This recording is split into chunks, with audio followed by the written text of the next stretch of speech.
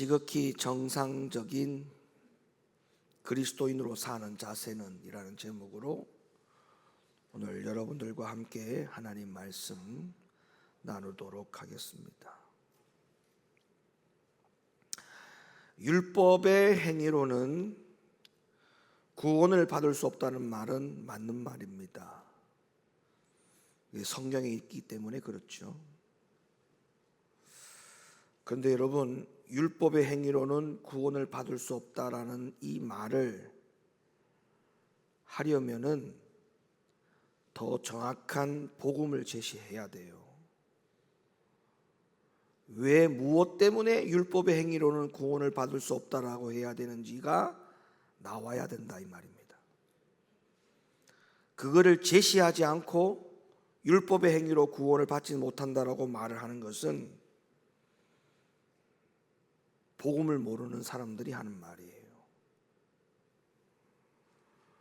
오히려 율법의 행위로는 구원을 받을 수 없다라고 하는 이 말을 하기 전에 이보다 더 정확한 복음을 제시하면서 이 복음 때문에 율법의 행위로는 구원을 못 받는다라고 하는 말을 하기는커녕 오히려 더 말도 안 되는 비진리를 전하는 것이 큰 문제라는 거죠. 오히려 더 말도 안 되는 비진리를 전하는 것도 뿐만 아니라 그것을 믿고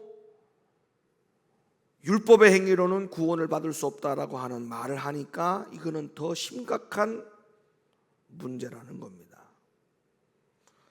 그러면 오늘날 많은 사람들이 율법의 행위로는 구원을 받을 수 없다라고 하는 이 말을 하면서 더 정확한 복음을 제시하지 않고 어디에다가 기준을 맞추어서 믿으면서 율법의 행위로는 구원을 못 받는다라고 생각하고 믿고 있느냐 하면 지금 현실은 순종하지 않아도 된다는 거예요. 율법의 행위로는 구원을 받을 수 없다. 그 말의 속뜻은 이제는 순종에 매이지 않아도 된다. 꼭 순종할 필요는 없다. 지금 이렇게 이야기를 하면서 율법의 행위로는 구원을 받을 수 없으니 순종에 매일 필요는 없다. 오히려 순종에 매이고 순종을 꼭 필요로 하고 살아가는 신앙생활은 다 율법이다. 율법주의다. 이렇게 이야기를 하고 주장한다는 거예요. 그래서 다시 되물을 수 있죠. 그러면 왜 순종을 안 해도 되는 겁니까? 라고 물어보면 오직 예수가 있지 않느냐 이렇게 말을 하는 거예요.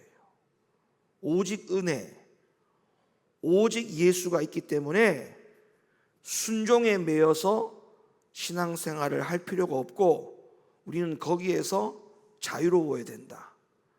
그러니 순종을 맹목적으로 믿고 그 틀 안에서 뭔가 조금이라도 벗어나면 불순종을 하게 되면 구원을 얻을 수 없다라고 가르치는 것은 이 행위가 율법의 행위다.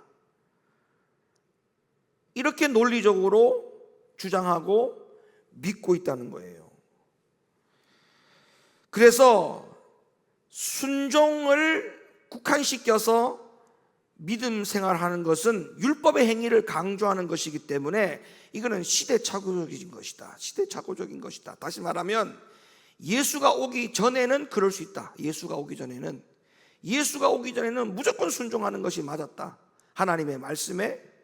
그러나 예수가 이 땅에 오고 난 이후에는 거기에서 우리를 풀어주셨다. 자유를 주셨다. 그러니 지금은 예수 이후의 시대가 아니냐.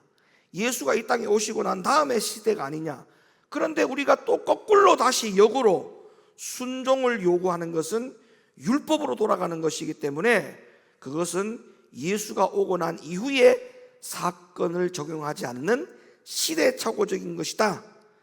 그래서 예수를 오늘날에는 믿기만 하면 순종은 더 이상 강조할 필요가 없다.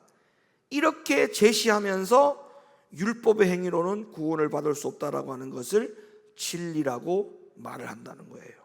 여러분 어때요? 이게 맞는 말이에요? 여러분도 그렇게 믿고 있어요? 그렇지 않죠? 그래서 이렇게 믿는 것 때문에 결국 한국 교회에 어떤 재앙이 왔느냐,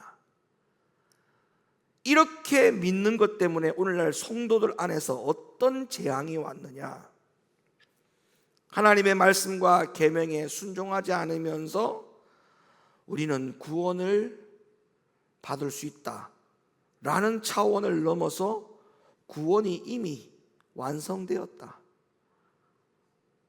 우리가 구원을 위해서 더 이상 노력할 필요가 없게 되었다, 더 이상 어떤 일도 할 필요가 없게 되었다, 이렇게 믿고 확신하는 사람들이 교회를 뒤덮게 되었습니다. 온 교회를 다 뒤덮이게 되었어요. 그래서 마침내 마귀와 사탄은 교회 안에서 신앙생활에서 순종을 제거해버리는 이 일에 성공하고 말았습니다. 성공되고 말았어요. 교회 안에서 순종이 다 제거됐어요. 다 제거됐어요. 자, 주님이 하신 말씀을 한번 봅시다. 주님이 만약 그게 맞다면, 그러면 예수님께서 이 땅에 오셔서 예수님 당신께서 하신 말씀을 우리가 한번 들여다볼까요? 마태복음 7장 16절, 그의 열매로 그들을 알지니 가시나무에서 포도를 또는 엉겅퀴에서 무화과를 따겠느냐, 이와 같이 좋은 나무마다 아름다운 열매를 맺고 못된 나무가 나쁜 열매를 맺나니 좋은 나무가 나쁜 열매를 맺을 수 없고 못된 나무가 아름다운 열매를 맺을 수 없느니라. 아름다운 열매를 맺지 아니하는 나무마다 찍혀 불에 던지우니라. 이러므로 그의 열매로 그들을 알리라. 시작. 나더러 주여 주여 하는 자마다 천국에 다 들어갈 것이 아니요 다만 하늘에 계신 내 아버지의 뜻대로 행하는 자라야 들어가리라. 예수님이 이 땅에 오신 이후에, 그 이후에 순종을 쫓아가는 것은 시대착오적인 것이다. 예수님이 이 땅에 오신 이후에는 그렇게 순종을 위해서 적용하고 살아가는 것은 오히려 예수님이 이 땅에 오시기 전에 율법의 시대로 돌아가는 것이니까 이거는 시대착오적인 것이다. 더 이상 예수님이 이 땅에 오신 이후부터는 율법의 행위로는 구원을 받을 수 없다. 그러니까 율법에서 가르쳤던 모든 계명에, 하나님의 계명에 순종하고 살아가야 되는 이 모든 행위, 율법 아래에 있던 이 모든 행위, 이 행위는 다 끝났다. 이제는 끝났다. 예수님의 오심으로 말미암아 끝났다.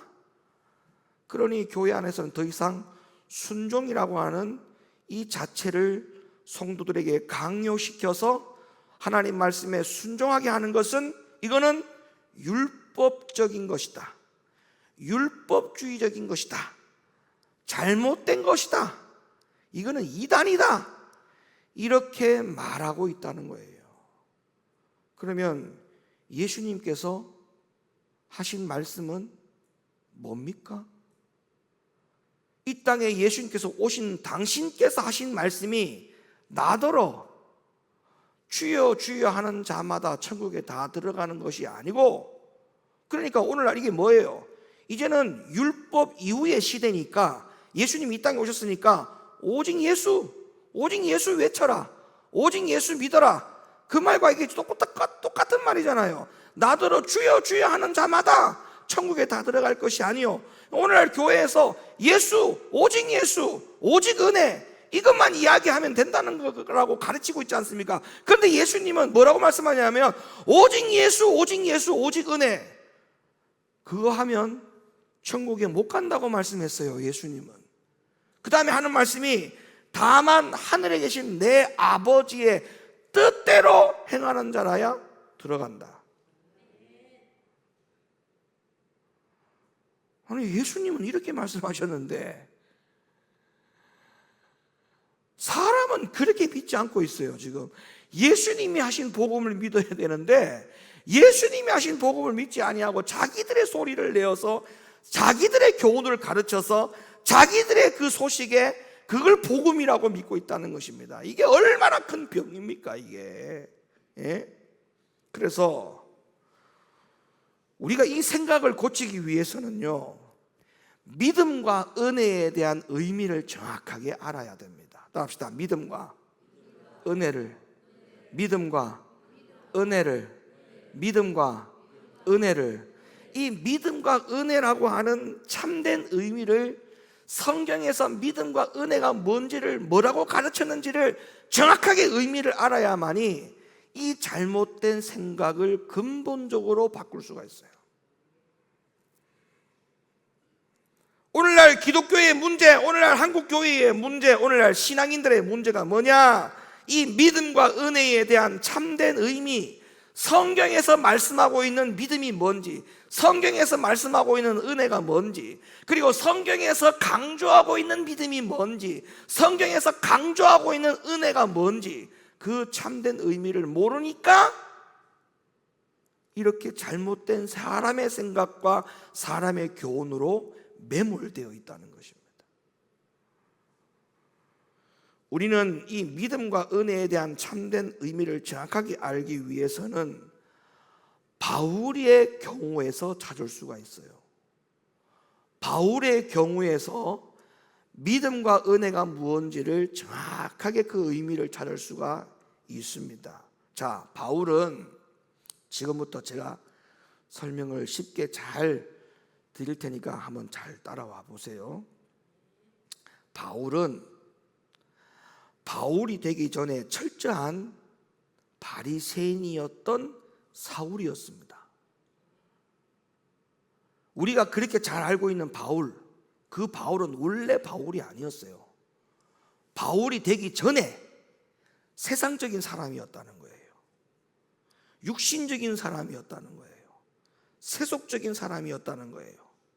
그런데 하나님을 믿는 자였어요. 하나님을 아는 자였어요. 하나님을 아는 자였지만 세상적이고 세속적이고 정욕적인 사람이었어요. 그래서 그 시대에 하나님을 알고 하나님을 믿지만 세상적이고 세속적이고 정욕적인 이런 부류의 사람들이 누구였냐면 바로 바리새인들이었다는 거예요.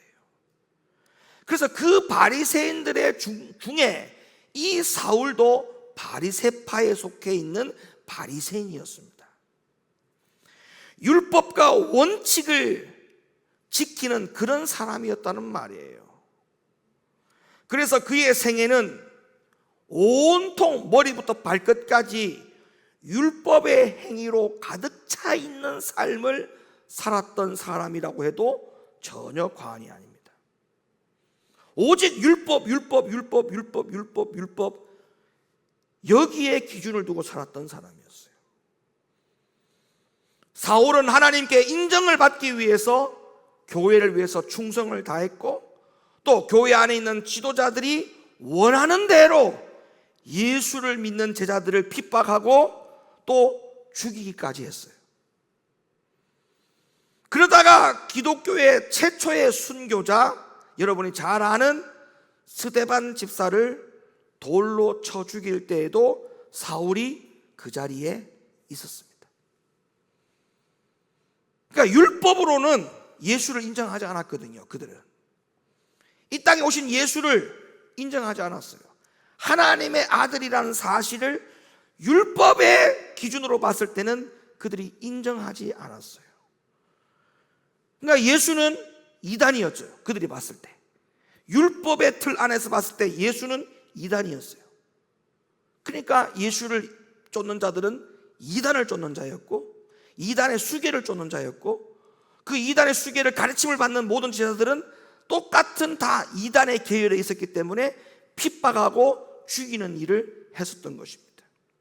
그런데 놀라운 일이 생겼어요. 다메섹으로 가는 길에서 하늘로 승천하는 예수께서 그를 만나기 위해서 오신 겁니다. 그리고 주님을 만나는 이 순간이, 사울은 그동안 수십 년간 요 대목을 잘 기억하셔야 돼요. 요 대목을. 사울이 그동안 수십 년 동안에 성령의 음성을 거절하고, 뭐를 거절하고? 이거 적어 놓으세요. 수십 년간의 성령의 음성을 거절하고, 수십 년간 성령의 음성을 거절하고, 그러니까 자기 자신이 수십 년 동안에 성령의 음성을 거절하고 살았다는 사실을 사울 스스로가 깨닫게 됩니다. 자, 사울이 뭘 깨달았다고요? 자, 사울이 예수님을 만나고 나서 깨달은 게 뭐라고요? 그렇습니다. 자, 자기 자신이 수십 년 동안 율법에서 살았던 사울이 수십 년간 자기 자신이 뭐를 거절했다? 성령의 음성을 거절하고 살았다는 사실을 깨달았던 감격적인 순간이었습니다. 그래서 아마도 사울이 생각할 때 주님을 만나는 순간 자기는 저주를 받고 죽어야 할 죄인이라는 사실밖에는 아마 떠오르지 않았을 겁니다. 봐봐요. 자, 율법의 행위로 살았어요. 율법주의로 살았어요. 누가? 사울이. 바울 되기 전에 사울이. 그러면 율법주의로 살았던 그는 전혀 죄를 알지 못했어요. 맞죠? 율법의 행위로 온전한 모든 일들을 다 이루었거든요. 그래서 죄를 죄인 줄 몰랐어요. 자기는 죄인이라는 사실을 모두 깨달았다니까요. 근데 사울이 언제 자기 자신이 죄인이라는 걸 깨닫게 되었느냐, 언제 자기 자신이 나는 죽어야 마땅할 사람이라는 것을 깨닫게 되었느냐 하면 예수를 만나고 나서, 예수를 만나고 나서 뭐를 통해서, 뭐를 깨달아서 수십 년 동안 성령의 음성을 거절하고 살았던 것을 알게 되고 난 즉시 자기 자신이 죄인이었다, 용서받지 못할 죄인이었다는 것을 깨닫게 됐다는 거예요. 깨닫게 됐다는 거예요. 그래서 오늘날 교회 안에도 마찬가지입니다. 잘 들어보세요. 교회 안에 믿음 생활을 오랫동안 한 사람들 있죠. 지금 사울도 오랫동안 수십 년간 율법주의로 살았어요. 오늘날 교회 안에도 수십 년 동안 믿음 생활을 한 사람들이 있어요. 이런 사람들과 사울의 공통적인 문제점이 뭔지 아십니까? 자기가 큰 죄를 지은 것인 줄을 전혀 인지를 못하고 살아. 왜? 나는 모태신앙이고 어릴 때부터 예배생활, 어릴 때부터 딱 이렇게 전통적으로 틀에 박혀있는 하나님을 믿는 3대째, 4대째 내려오는 이 신앙의 전통적인 가문, 이런 가문에서 내가 믿음을 정말 지조를 잘 지켜왔던 이런 사람으로서 내가 뭔 죄인이야? 내가 무슨 죄인이야 하나님 앞에? 내가 뭔 그렇게 죽을 죄를 졌어? 이렇게 생각한다는 것이죠. 그런데 사울이, 우리와 똑같은 생각을 갖고 있던 그 사울이 예수를 만나고 나서 뭐가 그렇게 큰 죄인이라고 하는 사실을 전혀 알지 못했던 사울이 자기가 큰 죄인이라는 사실을 어떻게 깨달았다고 나오느냐 하면, 성경에 근거가 되어 있냐 하면 성령의 음성을 수십 년 동안 거절하고 살았다는 것을 깨달았다는 거예요. 오늘날 우리도 마찬가지입니다.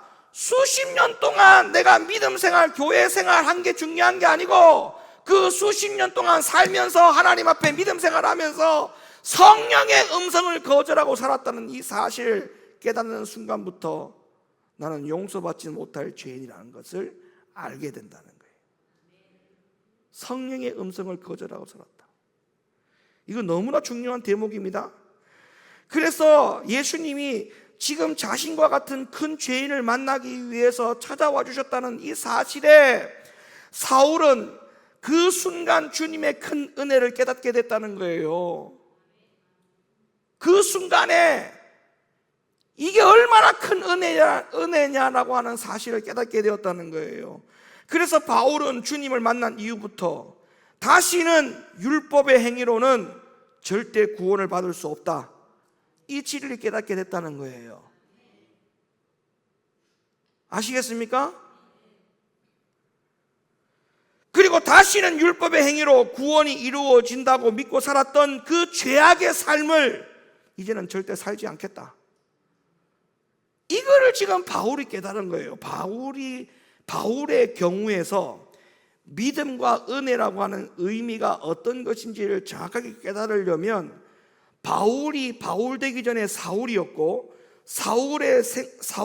사울로서의 살아온 인생이 율법의 행위로서 뭘 어떻게 살아왔고, 예수님이 그런 사울을 만나고 나서 사울이 뭘 깨달았고, 그 깨달은 순간부터 알았던 것이 은혜와 이 믿음이라는 겁니다. 하나님의 은혜가 뭐고 믿음이 뭔지를 비로소 깨닫게 된 거예요. 자, 그러면 이것이 율법의 행위로 구원을 받을 수 없다, 이것이 오늘날 순종이라고 하는 그 틀 안에서 성도들을 괴롭히는 것으로 적용시키고 살아가야 되는 것이 복음이냐?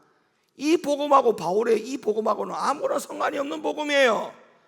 맞죠? 그럼 여기서 가장 우리가 큰 핵심적인 은혜라는 건 뭐냐? 사울이 겪은 은혜라는 건 뭐냐? 아까 내가 얘기했죠. 율법의 행위로는 구원을 받을 수 없다라고 하는 것을 어떻게 깨달았다는 거예요? 어떻게 해서 깨닫겠다는 거예요? 동기가 뭐예요? 동기가 수십 년 동안 율법으로서는 살았는데 그게 구원이 있는 줄 알았어. 근데 예수를 알고 나서부터, 예수를 만나고 나서 뭘 깨달았다는 거예요? 자기가 수십 년 동안 성령의 음성을 거절하고 살았다는 것을 깨닫게 됐다는 거예요. 그러면 율법의 행위를 가지고는 성령의 음성이 있다는 가르침은 그래요? 못 가르친다는 거예요. 못 가르쳤다는 거예요. 율법의 행위를 가지고는 성령의 음성에 순종하는 것을 가르쳤다는 거예요? 못 가르쳤다는 거예요? 못 가르쳤다는 거예요. 그런 능력이 없었다는 거죠. 그렇죠? 그러니까 바울이 그걸 깨달은 거예요. 율법의 행위, 그냥 예배 시간에 예배 참석하고 헌금 드리는 시간이니까 헌금 드리고 맡겨진 사명 잘 감당하고, 그게 내가 율법의 행위로서 다 했다, 이렇게 살아가는 것이 율법이에요. 율법. 사울이 그렇게 알고 살아갔다는 거예요. 그러니까 자기는 내가 뭔 죄를 짓고 살아, 그런 생각을 할 수밖에 없죠. 근데 예수를 알고 나서 뭘 깨달았다? 성령의 음성을 거절하고 살았던 그 수십 년간의 삶이 얼마나 죄인이었다는 것을 그가 알고 나서 이 율법의 행위로는 더 이상 구원받을 수 없구나, 그걸 알았다는 거예요. 그래서 사울이 받은 은혜는 뭐예요? 이런 나를 주님이 찾아와 주셨다? 그러면 바울이 뭘 깨달은 거예요? 율법의 행위로는 구원받을 수 없다. 그러므로 고로 성령의 음성에 순종하고 살아야 된다. 성령의 음성을 더 이상 거절하고 살면 안 된다. 이 더 나은 복음의 진리를 바울은 우리에게 외쳤던 겁니다. 그런데 한국 교회는 율법의 행위로는 구원받을 수 없다, 이유가 뭐냐? 오직 예수, 이렇게 내려오는 거예요. 그러니까 바울이 말하는 복음하고 우리가 지금 사람이 가르치는 복음하고는 완전히 차별이 되는 거죠. 자, 다시 이거 너무나 중요합니다. 율법의 행위로는 구원을 받을 수 없다, 이유가 뭐냐? 성령의 음성을 거절하고 살았기 때문에. 그러니까 성령의 음성을 거절하면 안 된다. 성령의 음성을 거절하면 안 되기 때문에 율법의 행위로는 구원받을 수 없다. 바울은 이 복음이었어요. 근데 사람의 교훈은 율법의 행위로는 구원받을 수 없다, 이유가 뭐냐? 오직 예수가 있기 때문에. 오직 예수, 오직 은혜, 이렇게만 하면 된다는 거예요. 우리 구원이 다 끝났다는 거예요. 과거, 현재, 미래, 예수가 십자가에 죽음을 말미암아 우리의 모든 과거, 현재, 미래의 죄가 다 끝났다. 그러니까 오직 예수만, 오직 예수. 근데 이 오직 예수를 외치지 않는 것은 시대착오적인 것이다, 이렇게 지금 가르쳤다는 거예요. 자, 복음의 차이가 얼마나 큽니까? 이게 얼마나 복음의 차이가 큰 겁니까? 만약에 이게 지금 바울은 이 복음을 가르치고 있는데 사람의 복음이 이렇게 가르치는 것은 이게 전부 다 쏟고 있는 거예요. 지금 이게 다 쏟고 있는 거예요. 이거는 성경에 없는 복음이야. 바울은 이 복음을 가르쳤는데 이거를 사람의 교훈으로 섞어가지고 이렇게 지금 가르치고 있잖아. 이게 지금 전부 다 성도들이 쏟고 있는데도 쏟고 있는 걸 몰라. 이게 지금 쏟고 있다니까. 칼빈의 5대 교리로 다 쏟고 있어요 지금. 이걸 은혜라고, 이걸 믿음이라고 가르치는 거예요. 오직 예수로 말미암은 은혜. 아니에요. 바울이 말하는 이 대목에서 은혜는 나 같은 죄인을 율법의 행위로는 전혀 부족함이 없는 나였지만, 그런데 내가 이 수십 년 동안 율법의 행위를 하는 동안에 성령의 음성을 거절하고 살았던 이 말도 안 되는 엄청난 죄인 중에 죄인, 괴수 중에 괴수인 나를 찾아오셨다? 이야, 이거 너무나 감사한 일 아니냐? 이제는 내가 더 이상 율법의 행위로 살지 않고 성령의 음성을 거절하고 사는 것이 아니라, 이제는 율법의 행위로는 구원받을 수 없고 나는 오직 이제부터는 성령의 음성을 거절하지 않고 살아가리라. 이게 이 은혜를 강조한 거예요. 이 은혜를. 근데 오늘날 한국교회의 은혜는 어떤 은혜냐? 오직 예수로 다 통치려는 거죠. 맞죠? 오직 예수가 만병통치하게 됐어. 어떤 죄를 저질러도 순종하지 않아도 괜찮아. 이유가 뭐야? 오직 예수. 다 통치게 됐어. 그러니까 여러분, 성경에서 뭘 말씀하시는지. 자, 그래서 아까 이 땅에 오신 예수님 당신께서 하신 말씀이, 이게 지금 바울의 복음하고 매치가 되잖아요. 성령의 음성을 거절하고 살지 않겠다라고 하는 이 바울이 깨달은 이 복음, 이 복음과 예수님이 하신 말씀이, 복음이 매치가 되잖아요. 근데 사람이 귀로치는 복음하고는 이게 매치가 안 돼. 우리는 오직 예수만 외치면 다 끝난다고 했어. 근데 예수님께서는 그렇게 말씀한 적이 없다니까. 나더러 오직 주여 주여 하는 자마다 천국에 들어갈 것이 아니라 다만 하나님께 계신 아버지의 뜻대로 행하는 자라 천국은. 이게 지금 사람의 교훈하고는 이게 천지 차이잖아. 이게 지금 예수님의 복음하고 매치가 안 돼. 근데 바울의 복음하고 예수님의 복음은 이게 서로 매치가 되죠, 안 돼? 되죠? 맞죠? 성령의 음성을 거절하고서 이제 살지 않겠다. 그게 이 예수님의 복음, 나더러 주여 주여 하는 자마다. 그 다음에 그 앞에 좋은 나무 좋은 열매, 나쁜 나무 나쁜 열매 맺나니, 절대 좋은 나무가 나쁜 열매를 맺을 수 없고 나쁜 열매가 좋은 열매를 맺을 수 없다. 이 예수님의 복음과 바울의 복음이 일맥상통하지 않습니까? 그러면 우리가 기본적으로 사람의 교훈은 율법의 행위로는 구원받을 수 없다. 이유가 뭐냐? 오직 예수이기 때문에. 그러면 그거를 아무리 교회에서 가르친다 하더라도, 우리가 아까 조금 전에 읽었잖아요. 마태복음 7장 16절 22절에 예수님께서 직접 하신 말씀이 좋은 나무 나쁜 열매, 나쁜 나무 좋은 열매. 나더러 주여 주여 하는 자만 천국 못 들어간다? 하늘에 계신 내 아버지의 뜻대로 행하는 자라야 하나님 나라 들어간다라고 하는 이 예수님의 말씀을 우리가 눈으로 봤다면 우리가 여기에 대해서 궁금증은 있어야 될 거 아니에요. 아니, 예수님께서, 당신께서는 이렇게 말씀하셨는데, 목사님, 우리가 지금 믿고 있는 이 복음이 맞는 건가요? 오직 예수가 다 끝나는 게 맞나요? 다 맞다면 왜 예수님은 이런 말씀하셨는데요? 아니, 최소한의 궁금증은 가지고 살아야 되는데 그런 궁금증도 없어. 없어. 이건 성경은 성경이고 나는 나야. 여러분, 이거 지금 다 속고 있는 거예요. 이 복음이, 사람이 가르치는 복음이 전부 다 속고 있는 거예요. 그러면서 뭐라고 이야기합니까? 시대착오적인 것이다, 시대착오적인 것이다 뿐만 아니라 오늘날에는 예수를 믿으면 더 이상 순종할 필요가 없다, 이렇게 가르친다는 거예요. 순종하지 않아도 천국 간다고 가르치는 거예요. 이런 말도 안 되는 복음을 가르치는 거예요. 그거를, 어떤 복음을 가지고, 바울이 가르쳤던 복음을 끌고 와서 그렇게 가르치는 거예요. 여러분, 바울은 환장할 겁니다. 아마 바울 입장에서는 미치고 발작 뛸 겁니다.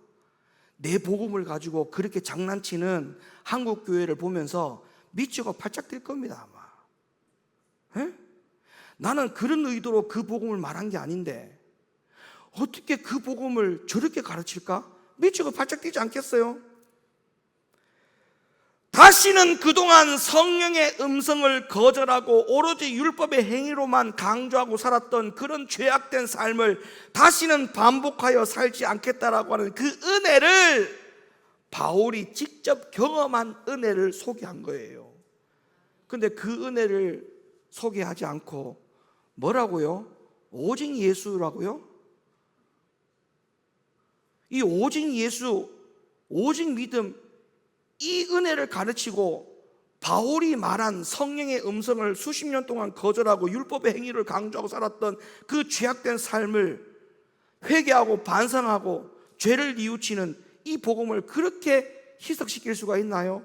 이런 말도 안 되는 일이 어디 있어요? 자, 그래서 바울이 뭐라고 고백하느냐? 자, 보세요. 로마서 6장. 지금 제가 설명한 거 지금 이해가 돼요? 이해가 돼? 네. 자, 로마서 6장 14절. 죄가 너희를 주관치 못하리니 이는 너희가 법 아래 있지 아니하고 은혜 아래 있음이라. 이 말씀이 이제 구분이 되죠. 예? 여기서 말하는 이 은혜가 어떤 은혜인지를 이제 구분이 되죠. 이 오직 예수 은혜가 아니에요. 여기서 말하는 은혜는 성령의 음성을 수십 년 동안 거절하고 살았던 나 같은 죄인을 주님이 찾아와 주셨다라고 하는 그 은혜의 그 기준을 두고 지금 이 바울이 말하고 있다는 사실을 아셔야 돼요. 죄가 너희를 주관치 못하니 이는 너희가 법 아래 있지 아니하고 어디 안에? 은혜 아래 있으면 죄가 주관치 않는 겁니다. 성령의 음성을 거절하고 살지 않겠다. 이 은혜 아래 살면 더 이상 죄가 나를 주관하지 않는다. 그러나 여전히 율법의 행위로 살면 죄가 주관하게 된다. 그러니까 내가 오랫동안 예수 믿으면서 나는 뭐 그렇게 큰 죄 지은 거 없다, 이렇게 사는 것은 율법의 행위 아래 사는 거기 때문에 죄가 주관하고 살아가는 거예요. 그러나 내가 수십 년 동안 예수만 믿어왔지, 예배만 들어왔지, 말씀만 들어왔지, 말씀만 봐왔지, 그 말씀 속에, 예배 속에 성령의 음성이 있었는데 그걸 내가 거절하고 살았구나, 이거를 알고 이 아래 살아가는 자는 죄가 주관하지 않는다. 이거 맞는 복음 아닌가요? 어? 그런데 보세요. 그런 적 어찌하리요? 우리가 법 아래 있지 않고 은혜 아래 있으니 죄를 지으리요? 그럴 수 없느니라. 맞죠? 성령의 음성을 거절하고 살았다, 이 아래 살아가면 죄를 지으리요? 죄 지을 수 없죠. 그 다음에 너희 자신을 종으로 들여 누구에게 순종하든지 그 순종함을 받는 자의 종이 되는 줄을 너희가 알지 못하느냐. 뭐예요? 내가 성령의 음성을 거절하고 살았어. 이제는 내가 성령의 음성을 거절하고 살지 않을 거야. 그럼 내가 누구의 종이 되는 거예요? 성령의 종이 되는 거죠. 지금 그 말을 하는 거예요. 너희가 누구의 종으로 살 거냐? 누구에게 순종할 거냐? 율법에게 순종할 거냐? 성령의 음성에 순종할 거냐? 너희가 선택하라는 거예요. 지금 이거를. 그 순종함을 받는 자의 종이 되는 줄을 너희가 알지 못하느냐? 혹시 죄의 종으로, 율법의 종으로 사망에 이르고, 혹은 순종의 종으로 성령의 음성을 거절하지 않고 살겠다, 성령의 음성에 내가 순종하고 사는 종이 되겠다, 여기에 살면 의에 이르느니라. 바울이 말한 복음이 이거예요. 이거 바울이 말하는 은혜는 이거야. 오직 예수가 아니고.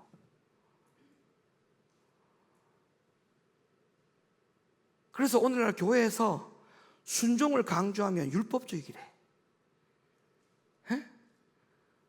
우리 교회가 너무 순종을 강조해서 율법적이라서 너무 힘들대. 이 교회는 너무 세대. 그렇게 말하는 사람들은 지금 쏟고 사는 거예요. 바울의 복음을 전혀 지금 이해를 못하고 살아가는 거예요. 성령의 음성을 거절하고 살았던 그 죄인된 삶을 살았던 바울의 고백은 성령의 음성을 거절하고 살면 안 된다라고 하는 이 은혜는 오히려 훨씬 더 율법의 순종보다 100배 더 어려운 순종입니다. 안 그렇습니까? 율법의 순종, 율법이 요구하는 순종보다 100배나 더 어려운 순종이야. 성령의 음성을 다 순종하고 살아야 된다는 말인데,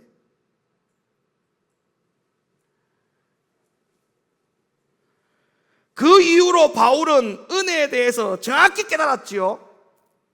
그런 다음에 믿음에 대해서 이런 말을 합니다. 이 은혜를 이렇게 정확히 깨달으니까 믿음이 달라져요. 믿음이 달라져. 그러니까 우리도 믿음이 달라지려면 하나님으로부터 받은 은혜가 뭔지를 바울처럼 이렇게 정확하게 깨달아져야 돼. 우리도 아직까지도 오직 예수의 은혜에 국한되어 있으면 큰일 납니다. 오직 예수라고 하는 은혜를 우리에게는 이거는 가지고 신앙생활을 하면 안 돼. 바울이 말하는 은혜는 오직 예수가 아니고 뭐였어요? 성령의 음성을 거절하고 살았던 나 같은 죄인을 주님이 찾아와 주셨다. 그러므로 나는 이제부터는 더 이상 성령의 음성을 거절하지 않고 살겠다라고 하는 그걸 깨달은 것이 은혜라는 거죠. 오직 예수가 이 땅에 오신 것이 은혜가 아니었어요. 바울에게는. 우리에게도 이런 은혜가 있기를 예수님의 이름으로 축원합니다. 우리도 이 은혜가 깨달아져야 돼요. 이 바울이 깨달은 은혜가 나의 은혜가 돼야 돼. 나의 은혜. 바울이 깨달은 은혜가 나의 은혜가 돼야 됩니다. 바울이 깨달은 은혜가 나와 똑같은 은혜가 돼야 돼요. 아멘. 그래서 이 은혜를 깨달은 바울이 믿음에 대해서 눈이 떠져요. 이제 믿음에 대해서. 자, 믿음에 대해서 눈이 떠지는데 우리도 바울과 같은 믿음이 눈이 떠져야 돼. 우리도 바울과 같은 은혜를 깨달았다면 우리도 바울과 같은 믿음이 눈이 떠져야 돼. 당연한 거 아니겠습니까? 자, 그러면 바울이 이 은혜를 깨닫고 난 다음에 바울이 믿음의 눈이 어떻게 떠지는가를 한번 보세요. 자, 율법의 행위 그 자체가 우리들이 목숨을 걸고 지켜야 될 율법으로 사는 믿음이 그 믿음은 믿음이 아니라는 거예요. 에? 바울은 그 은혜를 깨닫기 전에는 바울이 갖고 있었던 믿음은 어떤 믿음이었느냐 하면 율법의 행위에서 목숨을 지키는 것이 믿음인 줄 알았어. 여기까지 이해가 돼요? 오직 그게 다 믿음인 줄 알았어. 그런데 은혜를 똑바로 깨닫고 난 다음에는 그게 믿음이 아니고 이제는 예수의 계명과 성령의 음성과 여기에다가 목숨을 걸고 사는 것이 믿음이라는 것을 비로소 알게 됩니다. 로마서 3장 27절 그런즉 자랑할 때가 어디뇨 있을 수 없느니라 무슨 법으로냐 행위로냐 아니라 오직 믿음의 법이니라. 믿음의 법. 자, 믿음의 법. 그 다음에 나온 말씀 보세요. 그러므로 사람이 의롭다 하심을 얻는 것은 율법의 행위에 있지 않고 믿음으로 되는 줄 우리가 인정하노라. 그럼 여기서 말하는 믿음은 예수 믿는 믿음을 말할까요? 어떤 믿음일까요? 아까 얘기했잖아요. 사울이 지금까지 알고 있었던 믿음은 율법의 행위에 목숨을 거는 게 믿음이었어. 근데 바울이 은혜를 다시 깨달았잖아요. 은혜 어떤 은혜를 깨달았어? 내가 성령의 음성을 거절하고 살았던 내가 죄인이었다. 그런데 예수님 찾아와 주셨다. 내가 이제부터는 더 이상 율법의 행위에 얽매여서 율법 행위의 아래에서 율법의 법 아래에서 내가 이렇게 사는 행위를 다 버리고 성령의 음성을 쫓아 따라 살겠다. 이걸 자기가 알고 깨닫게 된 은혜. 이 은혜를 알고 난 다음에 믿음은 더 이상의 율법에 목숨을 거는 믿음이 아니라 성령의 음성을 쫓아가고 하나님의 계명을 쫓아가는 이 믿음이 진짜 믿음이라는 것을 바울이 알게 됐다 이 말이죠. 그럼 여기서 말하는 율법의 행위에 있지 않고 사람이 의롭다 하심을 얻는 것은, 잘 보세요, 사람이 의롭다 하심을 얻는 것은 율법의 행위에 있지 않고, 바울의 지금 이야기하는 거예요. 바울 자신의 경험을 이야기하는 거예요. 사람이 의롭다 하심을 얻는 것은 율법의 행위에 있지 않고 믿음으로 되는 줄 우리가 인정하더라. 여기서 말하는 이 믿음은 예수 믿는 믿음이 아니에요. 이해가 되시죠 이제? 근데 우리는 이 믿음이 오직 믿음, 오직 예수 믿음, 그 믿음으로 지금 가르치지 않습니까? 한국 교회가 이거 다 쏟고 있는 거예요. 전부 다. 지금 바울이 말하는 이 믿음은 그런 믿음이 아니잖아요. 지금 하나님은 홀로 유대인의 하나님 뿐이시뇨 또 이방인의 하나님은 아니시뇨 진실로 이방인의 하나님도 되시니라. 할례자도 믿음으로 말미암아. 여기서 말하는 믿음이 어떤 믿음이에요? 예수 믿음 아니에요. 제가 분명히 말씀드립니다. 이 예수 믿음 아니라고요. 이거는 성령의 음성을 따라 하나님의 계명에 순종하는 믿음을 말하는 거예요. 예? 할례자도 그 믿음으로, 무할례자도 그 믿음으로 얼마든지 의롭다 될 수 있다. 할례를 받느냐 안 받느냐, 할례가 받았느냐 안 받았느냐, 율법의 행위에서는 그게 믿음이었거든요. 할례 받았어요? 너 믿음 있어. 할례 안 받았어? 너 믿음 없어. 너 이방인이야. 이렇게 취급했잖아요, 바리새인들은. 그죠? 그런데 지금 바울이 믿음은 그게 믿음이 기준이 될 수 없다. 성령의 음성을 거절하지 않고 하나님의 계명 따라 순종하고 살겠다는 그 믿음이 진짜 믿음인 것이다. 지금 그걸 말하잖아요. 무할례자도 믿음으로 말미암아 의롭다 하실 하나님은 한 분이시니라. 그런즉 우리가 믿음으로 말미암아 율법을 폐하느냐? 그럴 수 없느니라. 도리어 율법을 굳게 세운다. 성령의 음성을 거절하지 않고 하나님의 계명을 쫓아 살아야지 바울이 깨달은 그 믿음을 통해서 율법을 폐하는 것이 아니라 율법을 온전히 세우는 것이다.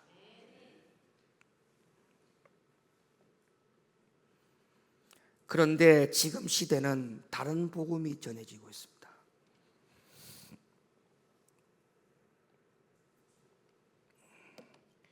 지금 시대는 다른 복음이 전해지고 있어요.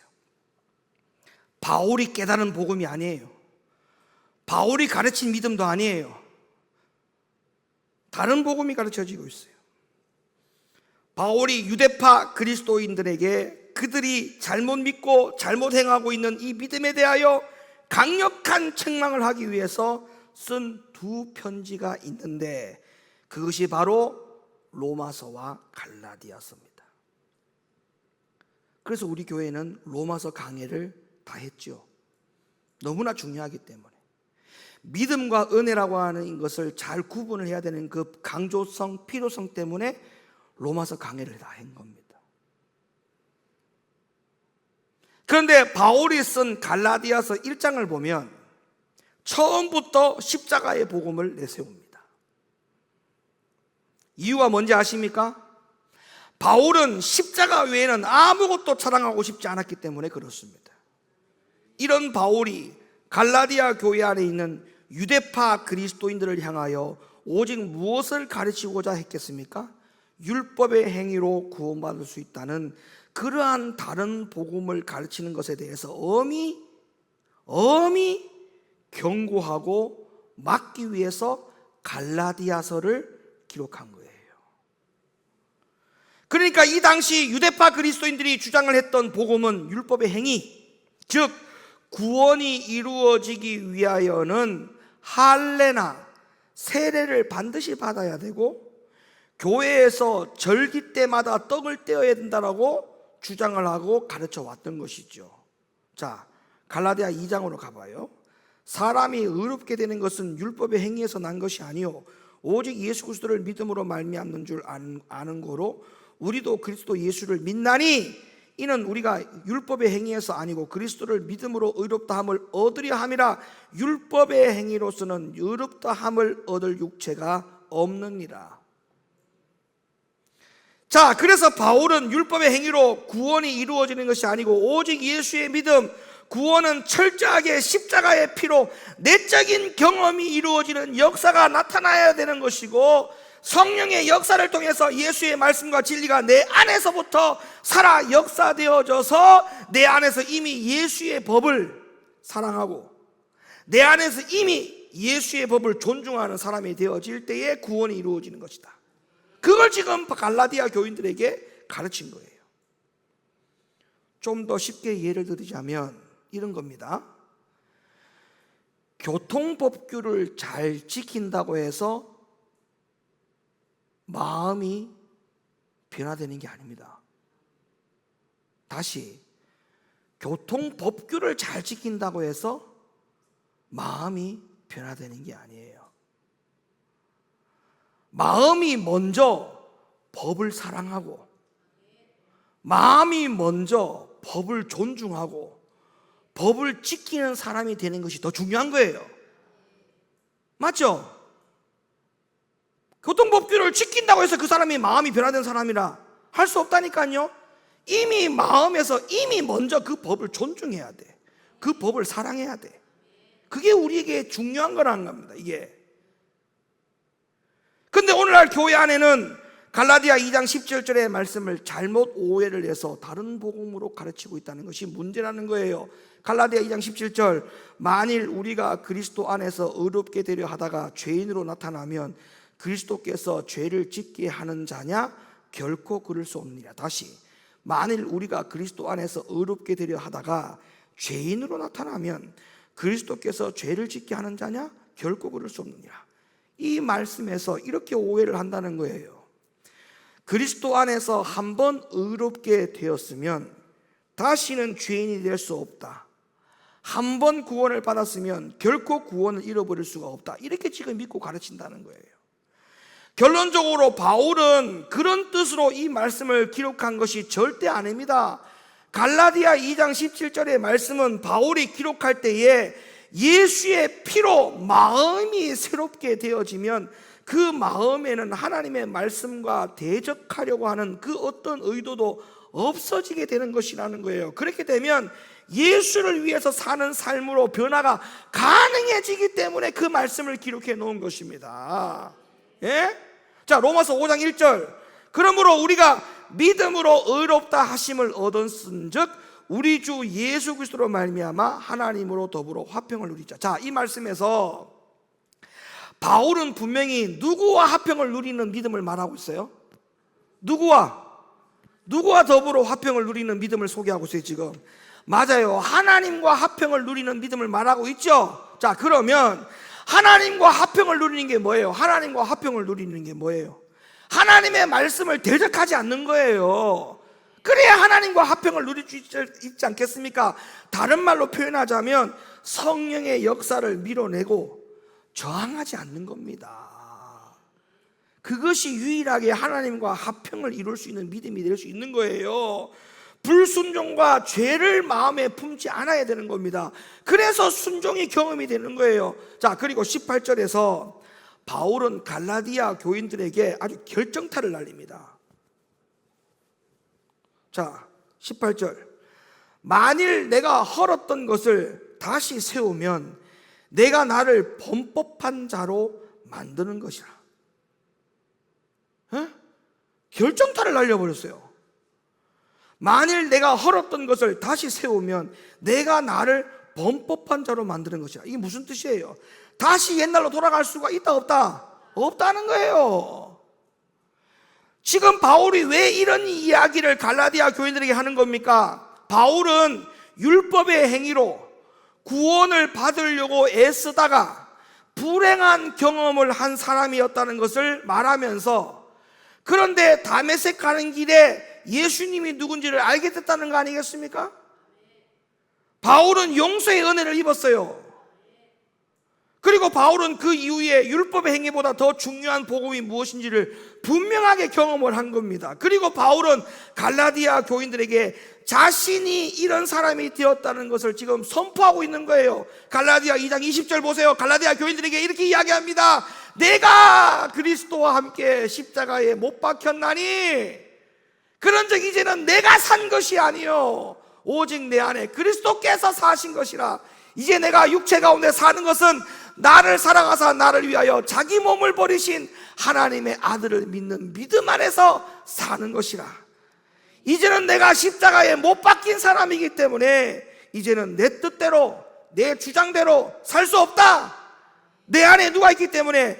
예수께서 있다. 내 안에 예수께서, 내 안에 예수가 있기 때문에 내 안에 예수가 인도하는 대로 나는 살아갈 수밖에 없다. 그러니 나는 더 이상 율법의 행위로 살지 않겠다. 그렇게 지금 말하고 있는 이 복음을 지금 오늘날 한국교회가 다른 복음으로 가르치고 있다는 거예요. 이 말씀에서 바울은 구원이 무엇이라고 분명히 말씀하고 있습니다. 구원이란 나를 사랑하사 나를 위해서 자기 몸을 버리신 주님을 믿는 믿음으로 사는 것이 구원이라고 분명히 소개하고 있어요. 다시, 나를 사랑하사 나를 위하여 자기 몸을 버리신 그 주님을 믿는 믿음이 구원이라고 바울이 분명하게 소개하고 있어요. 우리는 이런 예수가 내 안에 있습니까? 이런 예수가? 나를 위하여 자기 몸을 버리신 그 예수가 내 안에 있어야 되는데 우리는 이 예수가 내 안에 없잖아요. 2000년 전에 십자가에 못 박힌 예수를 믿는 그 믿음은 내 안에 있는데 진작 내 안에 나를 살아가사 자기 몸을 버리신 예수가 내 안에 있다는 이 믿음은 없어요. 없다니까. 그러니까 아직까지도 은혜를 모르는 거예요. 뭐가 은혜인지를 몰라. 쌀독에 쌀이 마르지 않게 하신 것이 은혜인 줄만 알고 살고, 통장에 돈이 안 떨어진 것이 은혜인 줄 알고, 돈이 하나도 없다가 하나님께서 사람을 통해서 돈을 좀 준 것이 그게 은혜인 줄도 다 알고, 직장을 못 구했는데 하나님께서 직장을 주신 것이 은혜인 줄로, 그게 은혜인 줄로 알고, 하나님 앞에 도저히 이거는 일어날 수 없는 일인데 일어날 수 있는 기적이 일어나는 현상을 보고 이것이 하나님의 은혜인 줄 아는데, 그건 은혜인 줄 알면서 성령의 음성을 거절하고 살았던 그 수십 년의 세월 동안 내가 죄인 중에 죄인이었는데 나를 찾아와 주신 그 은혜, 도대체 그 은혜는 언제 찾을 겁니까? 그 은혜는 언제 깨닫고 감사할 겁니까? 쌀독에 쌀이 채워지는 은혜는 아는데 도대체 그 은혜는 언제쯤 깨달을 겁니까? 그래서 갈라디아 3장 1절에 바울이 갈라디아 교인들에게 또 이렇게 이야기합니다. 어리석도다! 갈라디아 사람들아, 예수 그리스도께서 십자가에 못 박히신 것이 너희 눈앞에 밝히 보이거늘 누가 너희를 꾀더냐? 그러니까 왜 다른 복음으로 믿고 있느냐? 왜 다른 복음을 믿고 있느냐? 율법의 행위로 구원받을 수 없다. 오직 예수로만 구원을 받을 수가 있다.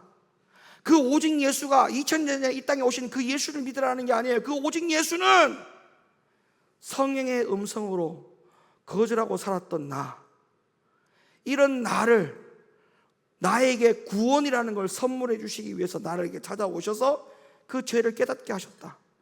우리는 지금까지 할례냐 무할례냐 거기에만 국한되어 가지고 이게 죄인이다 죄인이 아니다, 우리는 그렇게 판단하고 살았지만 이게 다 소용없는 짓이다. 지금 바울이 깨달은 은혜와 믿음과 구원은 다 거기에 지금 이야기하고 있는데, 오늘날 한국 교회가 어떻게 가르친다고요? 이거를 율법의 행위로 구원받을 수 없다라고 하는 것을 순종과 연결을 시켜서 오늘날 교회 안에서 순종을 강조시키는 것은 율법의 행위로 강조하는 거기 때문에 이거는 율법주의적인 것이다. 율법주의적인 것이다. 시대착오적인 것이다. 이렇게 잘못 가르치고 있는 이 복음을 그 당시나 지금이나 똑같다는 거야. 그러니까 바울이 어리석도다. 갈라디아 교인들아, 예수 그리스도께서 십자가에 못 박히신 것이 너희 눈앞에 밝히 보이거늘 도대체 누가 너희를 꾀더냐?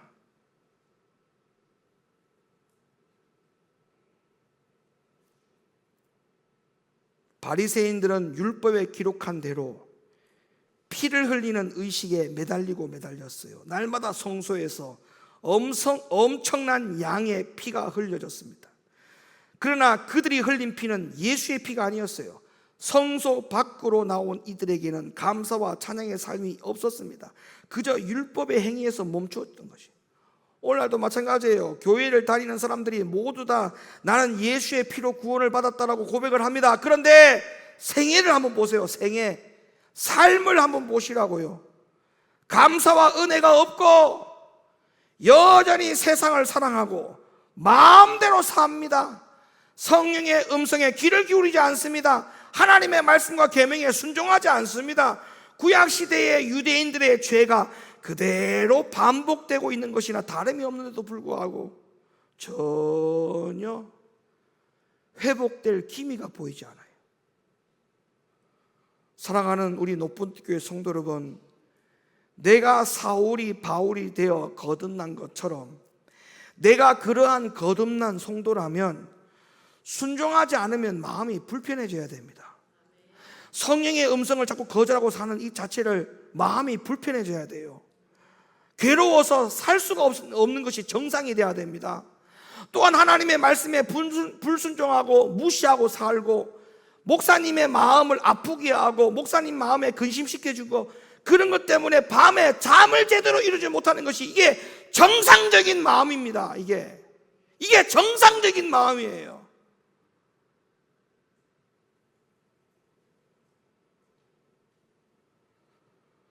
적어도 사울이 은혜를 깨닫고 은혜가 뭔지를 알고 믿음의 눈을 떴던 그 사울이 바울이 되었던 그 시점, 우리도 그 시점에 똑같은 레벨에 올라가 있는 성도라면 적어도 우리의 마음도 그러한 마음이 돼야 돼요.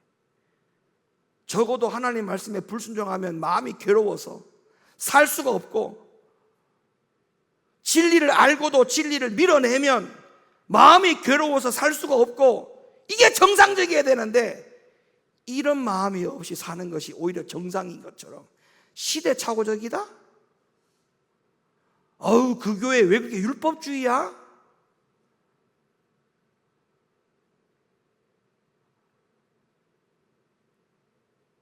바울이 쓴 책이 13권입니다. 신약 성경 27권 중에 13권이 바울 서신이에요. 그 바울 서신을 다 덮고 사는 거야. 다 덮고. 거기다가 예수님이 직접 말씀하신 4복음서까지 합치면 17권. 예수님을 직접 보고 따랐던 요한이 적었던 책이 2권, 요한계시록, 요한 1서, 2서, 3서. 그런 책들을 등등 합치면 27권 중에 20권 이상이 다 그런 복음인데, 이 복음을 도대체 눈으로 보고 있음에도 불구하고 그 복음을 믿지 않고 사람이 가르친 복음과 교훈을 믿고 있으니 이게 얼마나 개탄할 노릇입니까? 사랑하는 성도 여러분, 우리는 주의 복음 외에는 쏘으면 안 돼요. 주의 가르치신 복음 외에는 다른 복음을 받아들이면 안 돼요. 사람의 교훈은 우리의 구원을 뺏어갑니다. 잘 기억하셔야 돼요. 사람이 가르치는 교훈은 우리의 구원을 뺏어가요. 이게 마귀의 전략입니다. 예수님이 하신 말씀 외에, 바울이 말한 외에, 복음 외에는 그 어떤 복음도 따라가면 안 돼요. 다른 사람이 다수가 다 따라간다 하더라도 우리는 택함을 입은 자라면 청함을 받은 자 속에 들어가 있지만 안 됩니다. 나더러 주여 주여 하는 자마다 다 천국에 들어갈 것이 아니라 했어요. 다만 내 하늘 아버지의 뜻대로 행하는 자라야만이 하나님 나라에 들어간다는 것이 복음입니다. 이 복음만 붙들고 살아도 순종하고 순종을 강조하고 순종을 해야만 된다, 복음을 구원을 받는다라고 이 가르치는 것이 이단이니 뭐 시대착오적인 것이니 율법주의, 이거 다 헛소리예요. 헛소리. 이거는 사람의 소리, 하나님의 소리가 아니에요. 그래서 지극히 정상적인 그리스도인의 자세는 이 복음을 믿는 사람들의 자세입니다. 이 복음을 양보하면 안 돼요. 내 마음에서도 이 복음이 양보될 것을 바라고 마귀가 계속적으로 우리 마음을 미혹시킵니다. 넘어가면 안 돼요. 쏘으면 안 돼요. 이겨야 돼요. 할렐루야. 지극히 정상적인 이런 그리스도인들이 다 될 수 있기를 예수님의 이름으로 간절히 축원합니다.